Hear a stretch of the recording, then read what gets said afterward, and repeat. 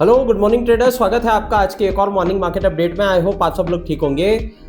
हमने देखा कल जो है वो मार्केट में बहुत कुछ हमें देखने को मिला और हालांकि जैसा मैंने कहा था मार्केट में वैसा ही एग्जैक्ट मूवमेंट आया।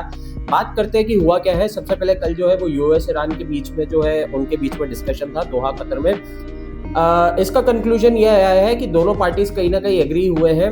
कतर गवर्नमेंट की तरफ से जो कि बीच में मीडिएटर थे उनका भी ये स्टेटमेंट आया है कि दोनों पार्टी कहीं ना कहीं एग्री है और आगे जाके जो है एक और सेकंड राउंड के लिए जो है वो बातचीत होगी, क्योंकि कल वाली बातचीत में न्यूक्लियर प्रोग्राम को लेके ऐसा कोई डिस्कशन नहीं हुआ है। हालांकि ईरान की तरफ से जो फॉरेन मिनिस्टर्स हैं उन्होंने अपनी तरफ से एक स्टेटमेंट दिया है कि उन्होंने तेहरान रिएक्टर और एक और कोई न्यूक्लियर साइट है वहां पर जो है जाने के लिए उन्होंने अप्रूवल दिया है। इसके अलावा और कहीं का भी अप्रूवल नहीं दिया है, ऐसा ईरान का स्टेटमेंट भी आया है। बाकी अगर बात करते हैं इसके अलावा दूसरे हमारे न्यूज़ की, तो मतलब दोनों के बीच में जब सारी चीज़ें नॉर्मल हो गई तो इसी वजह से गोल्ड में जो है हमें वापस से एक रिकवरी मोड जो है वो देखने को मिला और गोल्ड जो है वो वापस से ऊपर गया है। करेक्ट। अभी इसके अलावा जो हम दूसरी बात करते हैं वो ये भी है कि कल जो है ऑब्वियसली गोल्ड के ऊपर जाने से हमें डॉलर में एक थोड़ा सा डिप देखने को मिला है।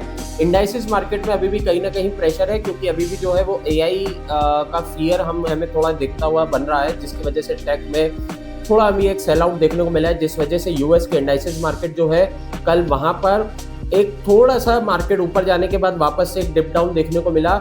और इसी के ही चलते जैसे ही आज थर्सडे मॉर्निंग हुआ है तो जितने भी एशियन सेशन के इंडाइसिस हैं, चाहे वो कॉस्पी हो चाहे जापान का निकी हो, वहां पे भी हमें जो है एक प्रेशर बनता हुआ दिख रहा है। काफी सारी टेक कंपनीज, सेमीकंडक्टर कंपनीज जो कि एशियन कंपनीज है जैसे सैमसंग है, एचके हाइनिक्स है, यहाँ पे भी हमें 12% का जो है वो सेल ऑफ देखने को मिला है। बात करते हैं केविन वॉर्श की, तो कल केविन वॉर्श का जो है स्टेटमेंट था। स्टेटमेंट होने के बाद जो है काफी कुछ हमें वहां पर उन्होंने स्टेटमेंट में काफी कुछ जो है वो बताया।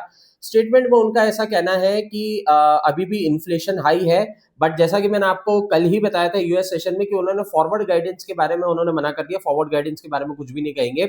तो फिर भी उन्होंने एक थोड़ा हिंट दिया है कि इन्फ्लेशन आया है, बट उन्होंने ये नहीं बोला है कि क्या वो जुलाई में रेट बढ़ाएंगे या नहीं बढ़ाएंगे।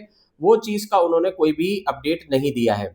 ठीक है। बाकी अगर मैं कल के डेटा की बात करूं तो कल जो है वो आपका नॉन फार्म एम्प्लॉयमेंट चेंज था जो कि नेगेटिव आया था। उसके बाद केविन वॉश की भी स्पीच थी।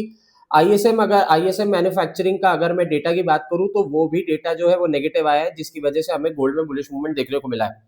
आज भी जो है काफी कुछ इंपॉर्टेंट डेटा है, तो आज भी आपको मार्केट में इंपॉर्टेंट मूवमेंट देखने को मिल सकता है। प्लस जो पॉलिटिकल भी, अनएम्प्लॉयमेंट रेट का डेटा है, नॉन फार्म एम्प्लॉयमेंट चेंज का डेटा है और अनएम्प्लॉयमेंट क्लेम्स का भी डेटा है। तो अगर आप लोग ट्रेड करें तो थोड़ा ध्यान से ट्रेड करिएगा। Thank you.